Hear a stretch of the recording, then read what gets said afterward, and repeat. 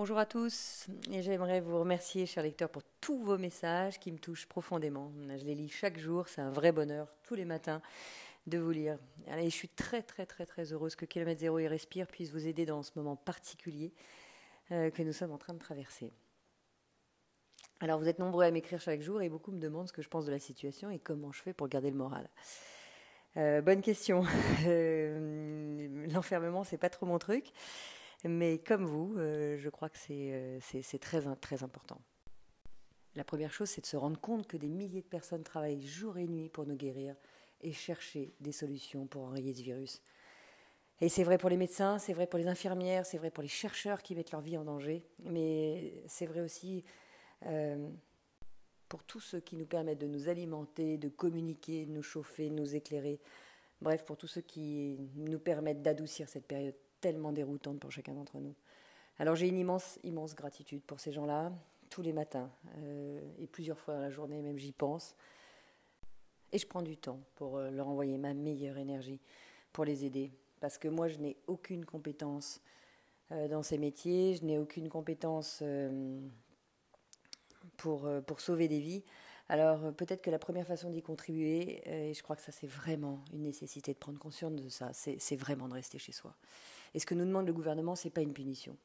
Ce que nous demande l'État, c'est d'être responsable. Il n'est plus question de politique, il est question de statistiques. Et plus la courbe de propagation fléchira, et plus le nombre de morts potentiels diminuera. Donc ça, je crois que c'est vraiment notre devoir. Si, comme moi, vous n'avez pas les compétences d'aller sauver des vies dans les hôpitaux, et peut-être que ça, vraiment, si chacun de nous prend conscience, alors ça se passera comme en Chine, on en sortira au plus vite.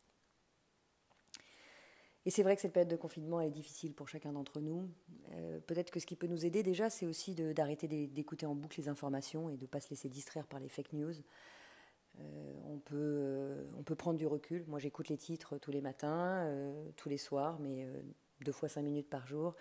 Je pense que c'est suffisant parce que sinon, c'est vrai qu'on rentre facilement dans une psychose et la peur est normale dans ces périodes-là.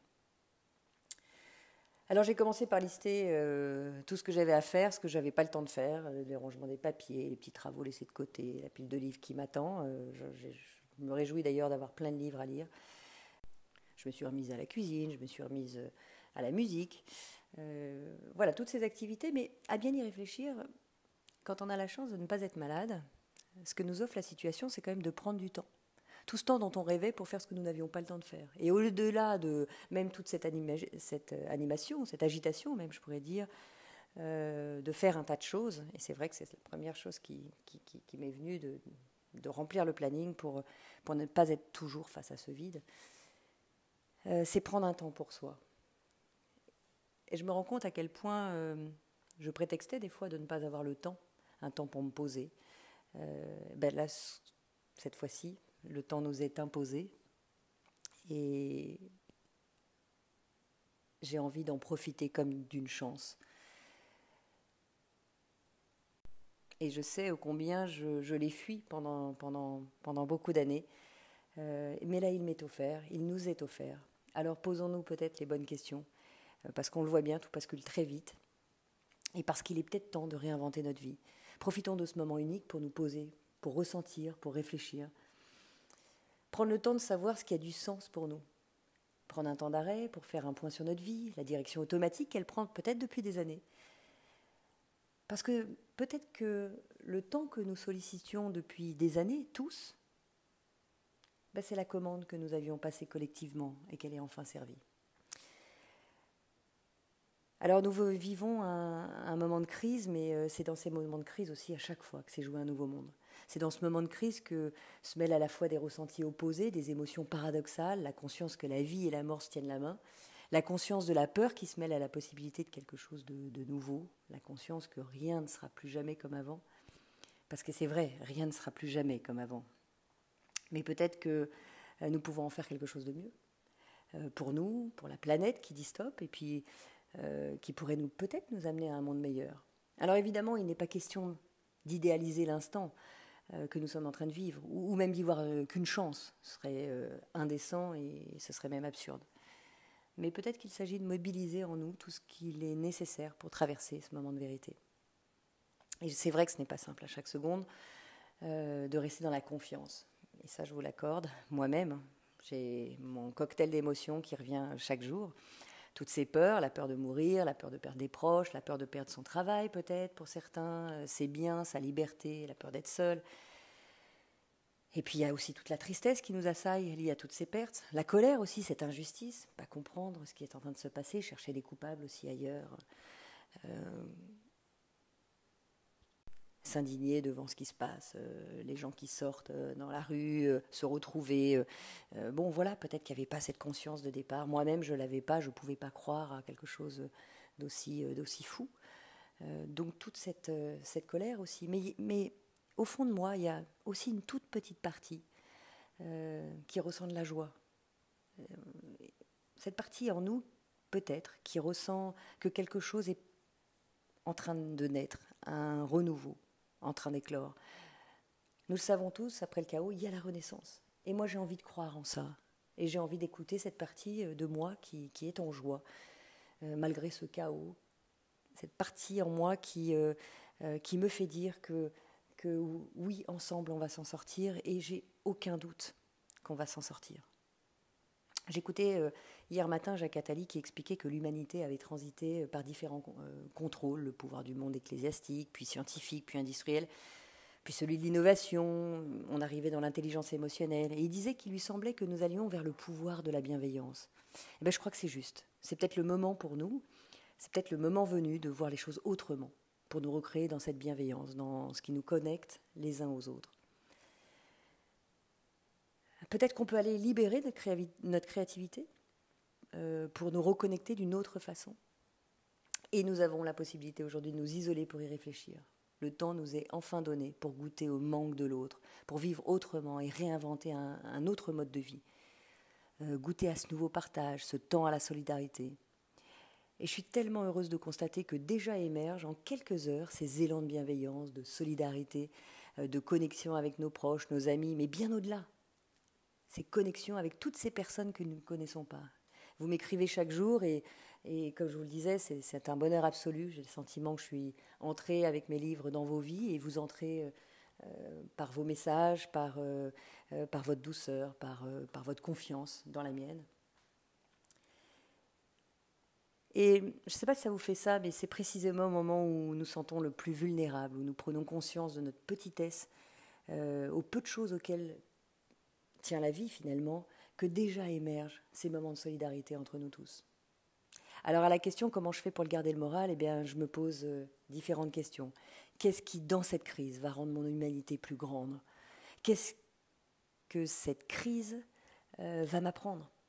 Comment je peux contribuer moi aussi à grandir et peut-être aider les autres à grandir également? Comment je peux mettre ma créativité au service des autres? Chaque petit geste quotidien est déjà, à mon sens, une grande avancée. Aider un voisin, prendre soin d'un autre, partager un morceau de musique, une conférence, un commentaire, je ne sais pas.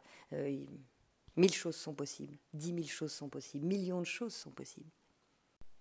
Beaucoup font déjà tous ces gestes. Je vois des concerts live qui se mettent en place par nos artistes. Moi, je suis complètement fan de Patrick Bruel. Je voyais qu'il faisait des concerts en live. Je trouve ça génial. Mais il y en a plein d'autres. Il y en a même qui écrivent des chansons. J'écoutais Calogero qui a écrit une chanson pour reverser tous ses droits au service hospitalier. Voilà, il y a des partages de recettes, des cours gratuits en tout genre, du yoga, du pilate, de la musique, des vidéos amateurs qui font rire. Je pense à des amis avec qui on devait partir au ski dimanche et ben, ils sont comme au ski. Ils nous font des vidéos chaque jour et je trouve ça super sympa. Tous ces gestes vont compter, à mon sens, à nous dépasser, à grandir, à nous sortir ensemble de ce moment terrible. Et chaque geste, vraiment chaque geste, chaque petit geste que vous ferez vers vous, vers les autres, va nous aider. Ça, c'est une certitude. Je crois que face à toute situation, nous avons le choix d'entrer dans la peur et de nous y enfermer, ce qui malheureusement n'arrangera rien à notre problème.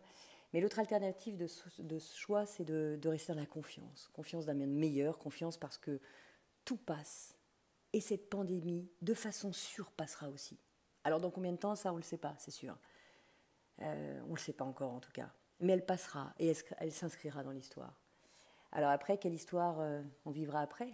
La même qu'hier? Moi, je ne suis pas sûre qu'on en veuille encore de cette histoire-là. Mais avant de penser à l'après, pensons au maintenant. Au maintenant. Qu'est-ce qu'on va créer maintenant? Et à mon niveau, j'aimerais contribuer à rendre ce moment plus doux.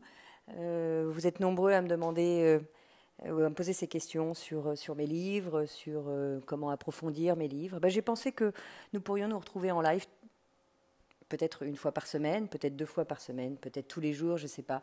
Je ne sais pas ce qui est possible, je ne sais pas ce qu'on peut co-créer ensemble, mais j'aimerais pouvoir répondre à vos questions et que vous posez au sujet de mes livres, peut-être approfondir certaines choses, certains enseignements si vous le souhaitez. Bref, tout est possible. J'ai envie de co-créer avec vous, j'ai envie à mon humble échelle peut-être de tendre la main autrement. On peut essayer en tout cas. Alors si ça vous tente, on peut se retrouver dès lundi. Notre premier rendez-vous live à 17h30. Alors j'ai aucune idée de la technique, aucune idée de ce qui va fonctionner, ce qui ne va pas fonctionner. Mais c'est en se lançant qu'on va y arriver. Ce ne sera pas parfait, ça n'a pas d'importance. L'important c'est qu'on soit ensemble. Parce que c'est vrai qu'on est chacun chez soi, mais pas isolés. Nous sommes ensemble, tous ensemble, et j'ai une foi profonde en chacun d'entre nous. Alors prenez soin de vous et des autres. Restez chez vous, parce que ça ne nous empêche pas de se retrouver, ça c'est sûr. Je vous embrasse de tout mon amour. Je vous donne rendez-vous lundi à 17h30 en live.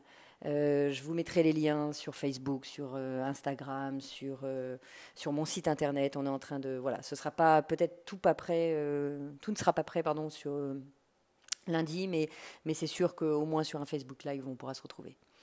Je vous embrasse fort, fort, fort. Vraiment, vraiment. Je vous embrasse de tout mon amour. À très bientôt.